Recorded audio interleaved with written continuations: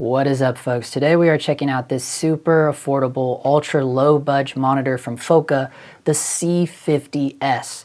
Now, if you caught a review of the A50 TLS I did last summer, that is essentially the Mark I version of this C50. Now it's coming in with a whopping 2,000 nits of brightness. So now it's competing with some of the bigger boys out there like the Portkeys BM5, which is 2,200 nits, I believe, and of course the Blackmagic 12G HDR Video Assist, which comes in at a whopping 2,500 nits. So the fact that this Focus C50S is 2,000 nits is pretty awesome, especially when you consider the price. Now the C50S, which is S stands for SDI, runs about 276 bucks, but if you don't need the SDI, you only need HDMI in and out only, that version is just the normal C50 and it runs 222 bucks. So this thing is super, super affordable. So right now, let's dive into this monitor. I'll show you everything that it includes within the menu systems, all of its tools and scopes. It's got some pretty good ones in there. And then when we get back, I'll talk about the pluses and minuses of working with this monitor.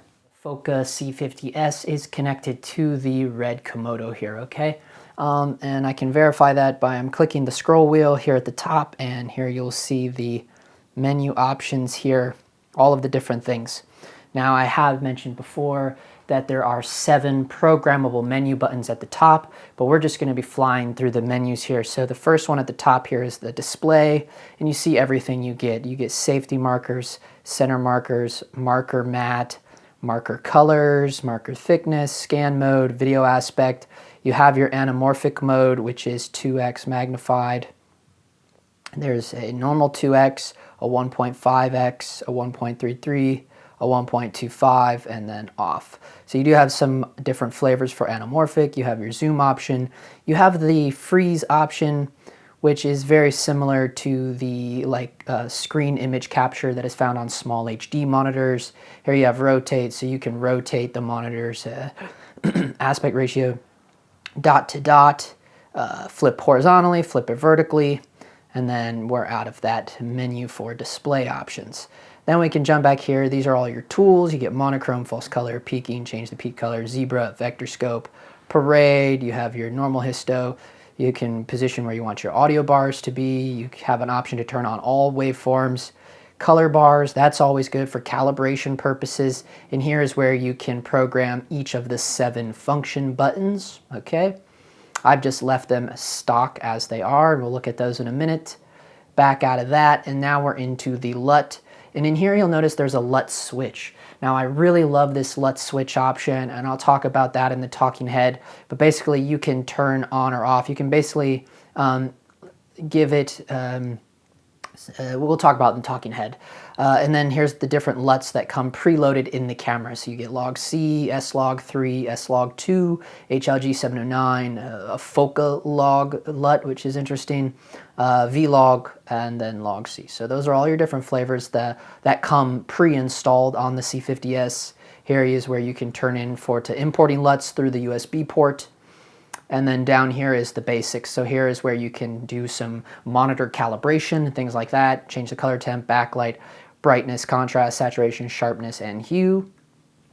And then down here at the systems, you can change the language, the transparency, the OSD time, touch. You can change the fan, whether just on or off, volume, mute, low battery volume, so that's interesting.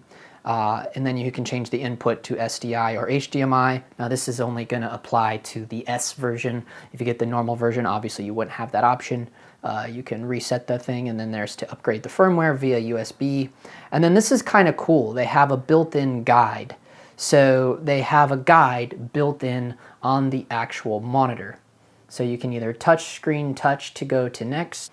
Basically you have an onboard manual, which is very, very interesting. I find that very unique. Okay, yeah, now this is interesting. This will kind of walk you through how to use the touchscreen, because the monitor is a little different or interesting in how the touchscreen works.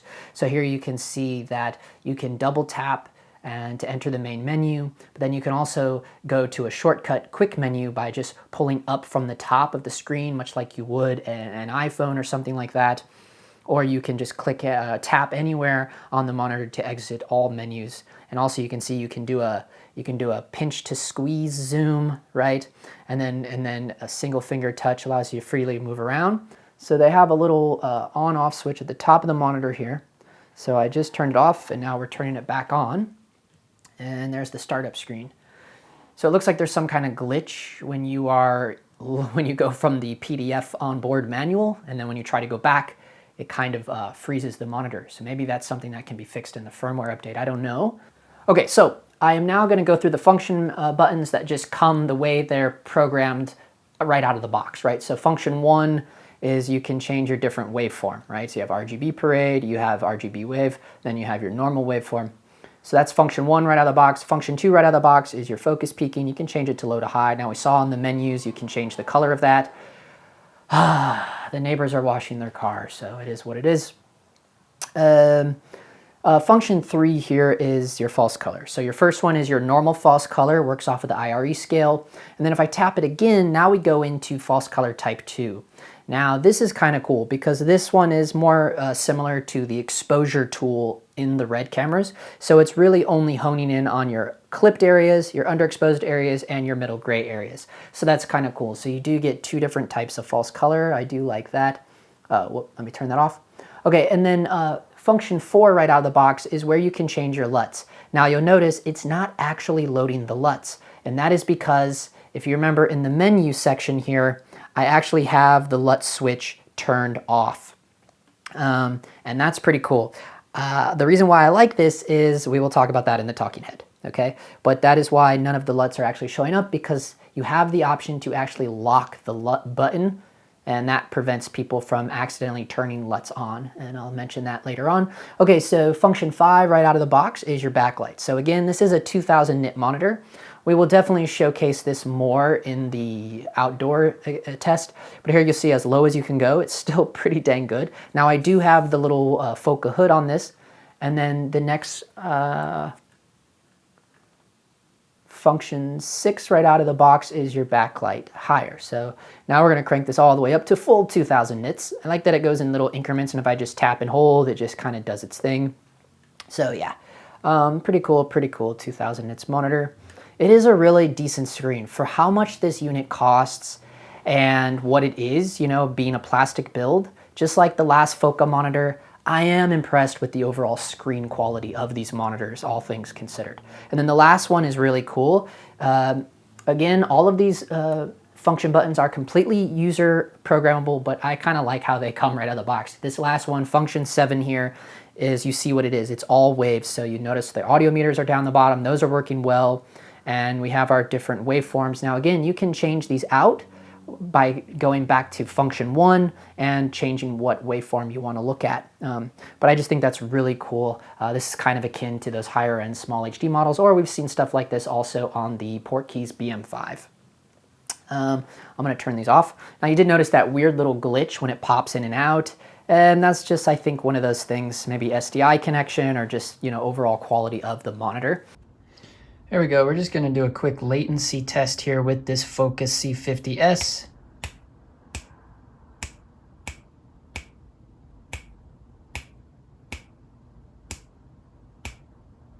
Auto exposure of the iPhone, but not too bad with the latency on this monitor. All right, folks, so the first things, let's talk about the things that I like about the C50S.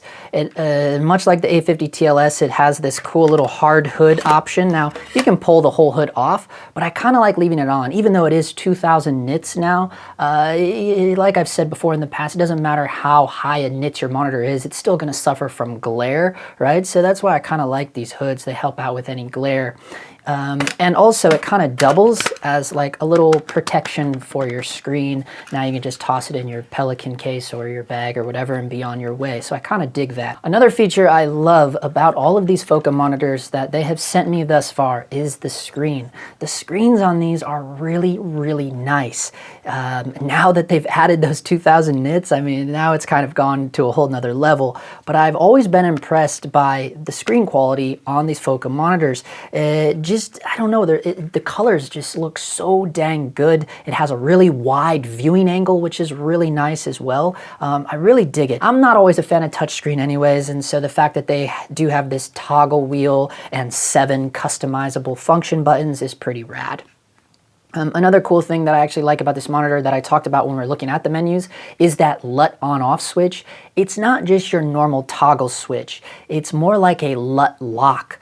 So for example, let's say I programmed F7 to be my LUT toggle switch, right?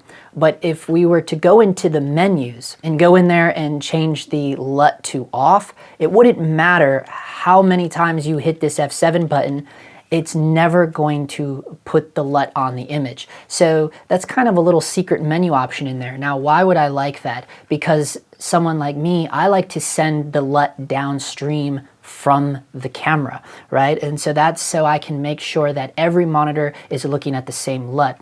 And being able to lock that is great, because if someone accidentally hits that function button, or even if you don't have any of the function buttons programmed for LUT, which would be ideal, but if they're still fumbling around the menus and they accidentally hit something, or the touch screen, or whatever the case may be, we're never going to end up in a situation where we're looking at a LUT layered on top of another LUT. So that's pretty awesome. One last thing that is pretty cool about this monitor for all of my mirrorless guys, GH5 or any of those little Sony mirrorless cameras, you do get a barrel port on here for battery out option. So you can power your cameras through this monitor as well, which is pretty awesome.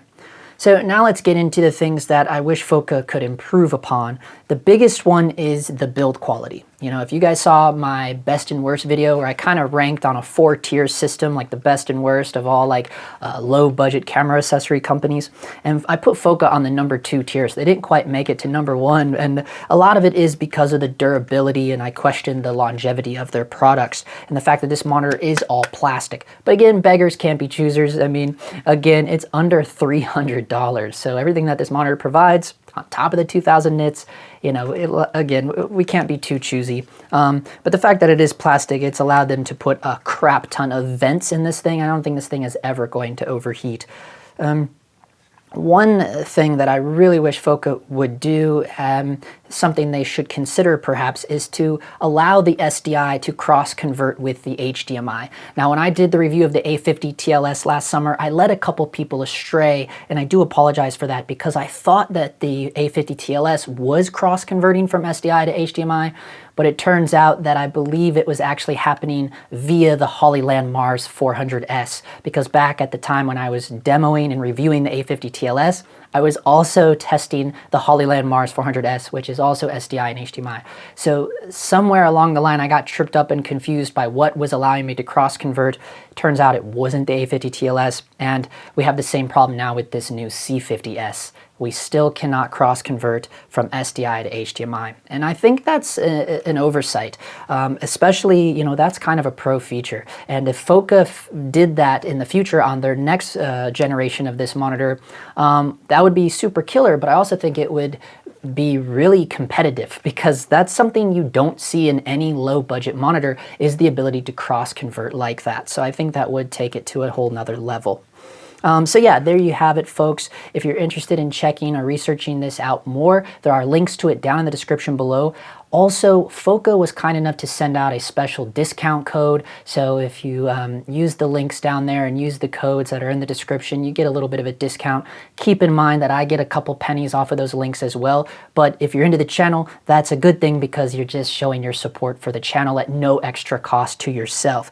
If you are interested in supporting the channel from a little bit of a different level and getting some bonus content every week, and if you're questioning, hey, does this guy actually work in the real world? Yes, the answer to that is I do. So that is where the Dog Times Patreon comes in. So if you're interested in that, there will be links to it down in the description below. It is also right there. So I'm going to wrap it up there, folks. As always, thank you for watching, and we will see you next week.